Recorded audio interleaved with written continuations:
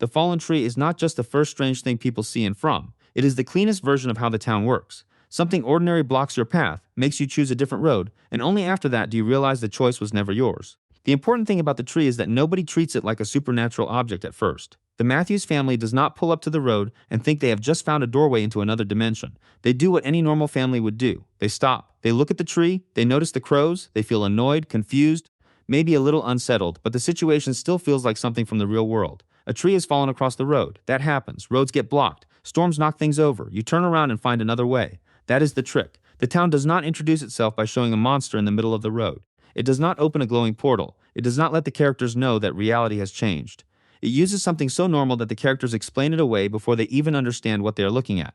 That is why the tree works as the entrance. It does not feel like a doorway. It feels like an inconvenience. And that is exactly how From traps people. The town does not capture people by asking them to step into something obviously impossible. It captures them by making the impossible look like part of an ordinary day. A family road trip, a detour, a small delay, a strange flock of birds. Then the road begins to loop, the same buildings appear again, and the normal world slowly stops making sense. The tree is the first piece of that system because it forces the characters into the town without giving them enough information to resist it. If the entrance was a tunnel, a gate, or a bridge, the characters might understand that they crossed a boundary. They might say, "This is where it happened." But the tree does something much more cruel. It makes the boundary invisible. Nobody crosses the tree. Nobody climbs over it and enters the magical city on the other side. They turn away from it. That is what makes it so disturbing. The entrance is not forward. The entrance is backward. They think they are retreating from the obstacle, but the second they reverse course, the outside world is already gone. That connects directly to the show's real logic, because From is not built like a place that exists normally in space. The town behaves like a closed loop. You can drive away from it, but the road brings you back. You can follow the obvious route, but the route betrays you. You can keep moving, keep trying to escape, keep believing there must be an exit somewhere, but movement itself becomes part of the trap. The tree is the first hint of that. It blocks the normal direction of travel, and then the town takes control of every direction after that. This is why it has to be something on the road. Roads are supposed to represent order. They are human-made lines through the world. They tell people where to go, where they came from, and how to return. A road means civilization. A road means maps. A road means if you keep driving long enough, you will eventually reach a gas station, a town, a highway, a sign, or another person who can help you. From takes that comfort and turns it against the characters. The road still looks like a road, but it no longer performs the function of a road. It does not connect places anymore. It circles back into the same nightmare. So when the fallen tree appears across the road, it is not just blocking the characters physically. It is breaking the promise of the road. It is the moment the normal world's logic stops working. Before the tree, the characters are still in a universe where roads lead somewhere. After the tree, the road becomes a trap wearing the shape of something familiar. The show's later use of trees makes this feel even less random. Trees in From are not background objects. They are part of the supernatural structure of the place. The faraway trees prove that the forest is not just scenery surrounding the town. It has its own rules. It can move people. It can move objects. It can send someone to places they did not choose. Victor understands this better than most people because he has lived with the town's logic longer than anyone else. When he shows Ethan the faraway tree, the show is quietly teaching the audience that trees in this world are connected to displacement. They are not just trees. They are openings. They are mechanisms. They are natural objects that behave like impossible machines. That makes the fallen tree at the road feel like the outer version of the same system. Inside the town, faraway trees move people from one impossible location to another. At the entrance, the fallen tree moves people from the real world into the town's loop. One version operates inside the prison. The other brings prisoners in. The show does not need to explain it with a manual because the pattern is already there. Trees are connected to travel, but not normal travel. They do not take people where they want to go. They take people where the town wants them to be. This also explains why the tree is fallen, not standing. A standing tree can be a portal, a marker, or part of the forest. But a fallen tree is different. It crosses the road. It interrupts the human path. It takes something natural and lays it directly over something man-made. That image basically summarizes the whole show. The forest is stronger than the road. The old, strange living system underneath the town is stronger than the modern world the characters came from. Cars, maps, traffic signs, RVs, radios, wires, electricity, houses, diners, police stations, and roads all appear in the town, but none of them truly work the way they should. They are props of normal life inside a place that is not normal. The tree falling across the road is the first visual statement of that idea. Nature has overwritten the route. The crows make the moment even more important. Without the crows, the tree might just look like bad luck. With the crows, the scene becomes a warning. They gather around the tree like something has already been decided. They do not need to attack anyone. They do not need to explain anything. Their presence turns the roadblock into an omen. The characters still do not understand what they are seeing, but the audience does. Something is wrong here. This is not just a fallen tree. This is a threshold with witnesses, and that is a big part of how From builds fear. The show often gives people signs before it gives them answers. The characters see things that feel meaningful before they know what the meaning is. The tree, the crows, the looping road, the old buildings, the talismans, the voices, the children, the symbol, the bottle trees, the lighthouse, the tunnels. The town is full of objects that behave like clues, but they rarely explain themselves immediately. The fallen tree is the first clue in that language. It says, "You have reached the edge of something," but it says it in a way that only makes sense after you have already been trapped. The fact that everyone seems to enter through a similar tree also suggests the town has a repeating intake process. It is not just random chaos. People come from different places, different roads, different parts of the country, yet they all end up facing the same kind of obstruction. That means the town is not geographically located in one normal spot. It is selecting people from different paths and using the same entrance logic over and over again. The fallen tree is like a universal trap placed across many different roads at once. Wherever you are, whatever road you think you are on, the town can place the same impossible interruption in front of you. That makes the tree less like an object and more like an event. It appears when the town is ready to take someone. Once the person turns around, the tree does not need to remain part of the story. It has done its job. This is why the tree is so unsettling. It does not behave like a normal obstacle you can investigate later. The characters cannot simply drive back to it, cut it apart, climb over it, and check what is on the other side. The tree belongs to the moment of capture. It is not part of the town's geography in the same way the diner or sheriff station is. It is part of the transition. That also connects to the way the town handles choice. From constantly puts characters in situations where they feel like they are making decisions, but the larger system is already controlling the board. Boyd chooses to go into the forest, but the forest gives him discoveries that create more questions and more danger. Tabitha chooses to dig, but digging leads her toward the tunnels and the deeper horror under the town. Jim tries to use technology and reason, but the town answers him in ways that make technology feel useless or dangerous. Jade tries to solve the place like a puzzle, but the puzzle keeps pulling him further in. The fallen tree is the first version of this. The characters choose to turn around, but the choice has been designed for them. That is why the tree is better than a wall. A wall would openly say, "You cannot pass." A tree says, "Find another way." That small difference is the whole show. From does not only imprison people, it lets them keep trying.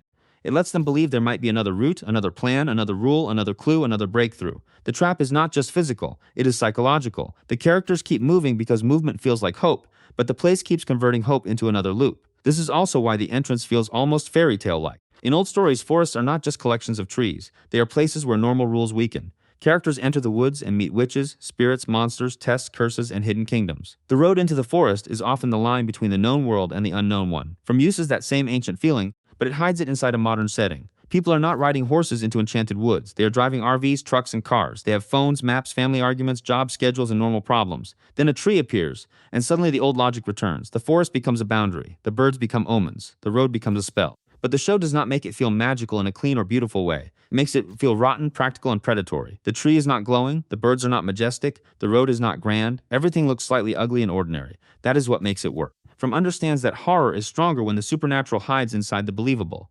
A fallen tree is something you would accept. You might complain. You might take a picture. You might call someone if you had service. You might wonder if you should try to move it. But you would not immediately think your life has been taken from you. The town wins because its first move is not dramatic. It is casual. The tree also connects to the idea that the town is older than the people inside it.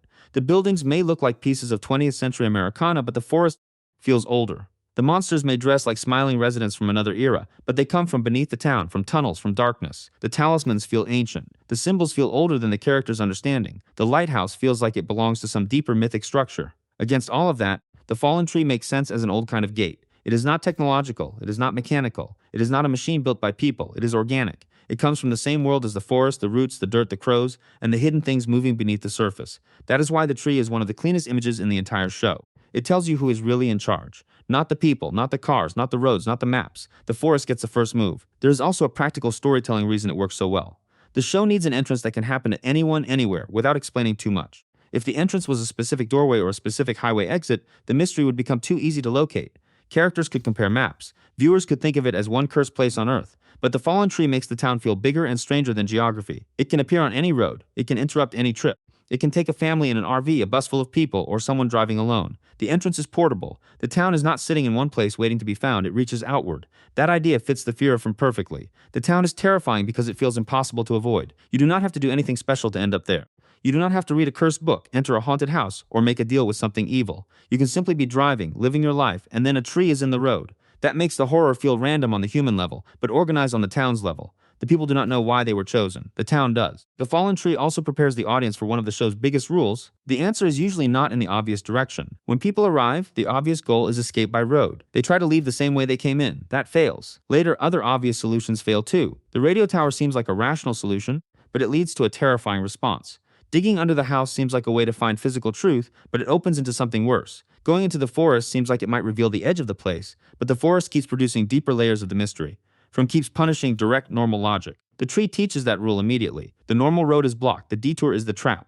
The thing that looks like the solution is part of the design. This is where the tree becomes more than symbolism. It is show logic. In a normal story, a fallen tree would delay the characters. In From, the fallen tree initiates the rules of the world. It marks the switch from normal space to controlled space. Before the tree, distance means something. After the tree, distance becomes circular. Before the tree, turning around means going back. After the tree, turning around means going deeper. Before the tree, nature is background. After the tree, nature is active.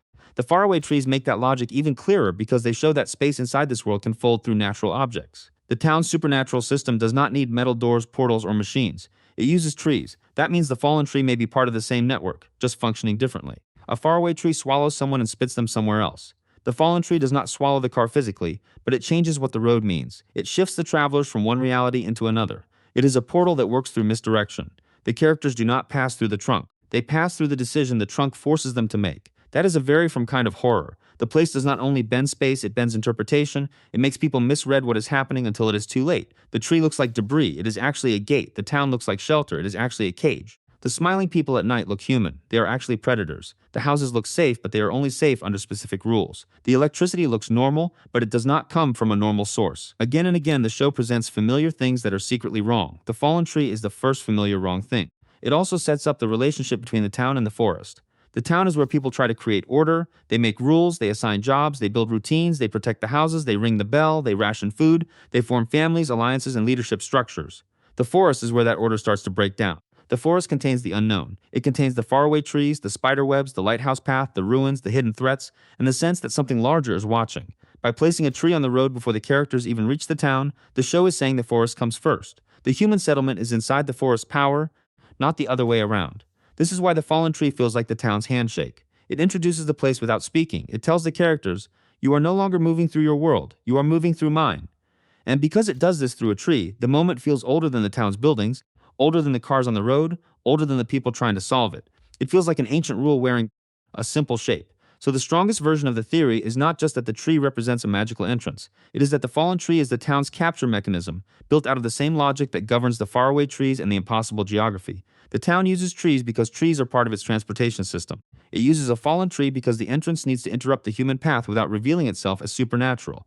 It uses the road because roads represent escape, direction, and modern order. It uses crows because the moment needs to feel watched, marked, and final. And it makes people turn around because the entire show is about people mistaking movement for control. That is the real reason the tree is so effective. It does not just say, you are going to the town. It proves how the town works before anyone has the words to explain it. You come to a blockage. You make the reasonable choice. The reasonable choice becomes the trap. The world loops, the road lies, the forest watches. And by the time you understand that the tree was not an accident, you are already inside.